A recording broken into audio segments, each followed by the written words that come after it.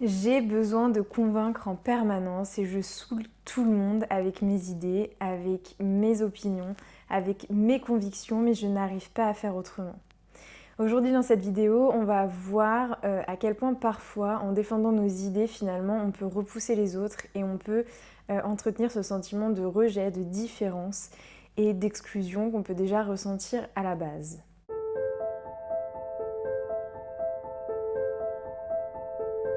Bonjour à tous, j'espère que vous allez bien aujourd'hui. Je vous retrouve dans ce 23e jour du challenge. Pour ceux qui nous rejoignent, je vous invite à aller voir sur Instagram. Toutes les photos et vidéos ont été publiées depuis le début du mois de janvier pour travailler sur soi, développer son estime de soi et juste se sentir bien.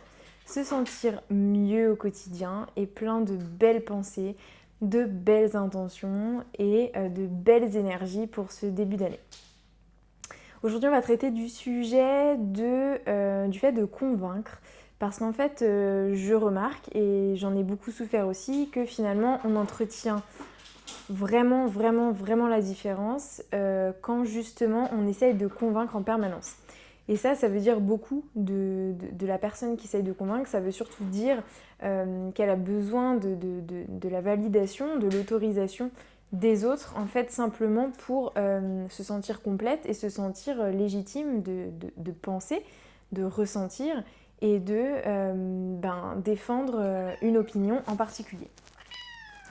Donc par rapport à ça, c'est extrêmement intéressant justement de voir à quel point parfois on peut être dans le fait de vouloir convaincre en permanence et surtout de ne jamais lâcher. C'est-à-dire que si l'autre n'est pas d'accord, eh bien simplement on va à tout bout de champ et de toute manière défendre nos avis, nos idées, nos intérêts sans parfois même être à l'écoute de l'autre, alors que pourtant on a des avis qui peuvent parfois être complémentaires, mais simplement on n'arrive pas à être dans l'écoute parce que ça remettrait en question toute notre identité.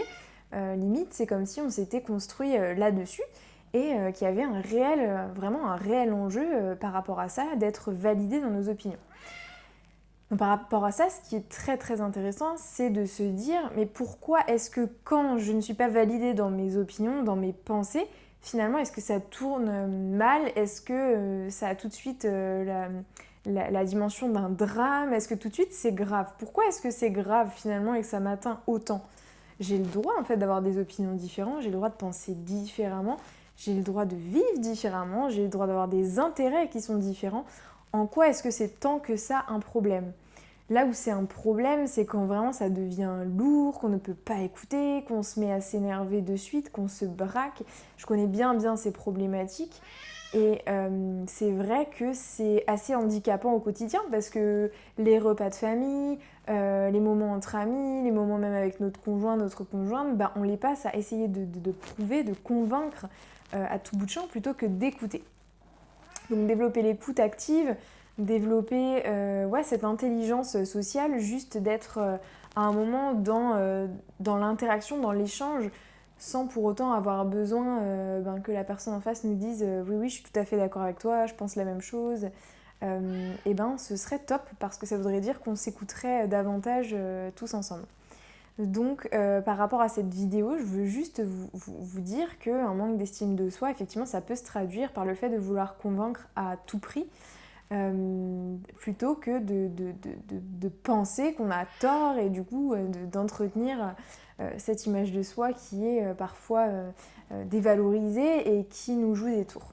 Voilà, donc par rapport à cette vidéo, moi ce que je vous invite réellement à faire, c'est vraiment quand vous êtes en interaction, quand il y a des sujets un peu touchy, je vais pas forcément les citer, mais on en a plein des sujets touchy en ce moment dans l'actualité et qui peuvent partir un petit peu en freestyle parce qu'il y a un peu les camps pour et les camps contre.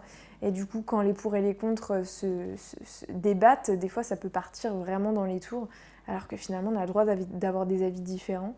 Et c'est tout à fait ok quoi.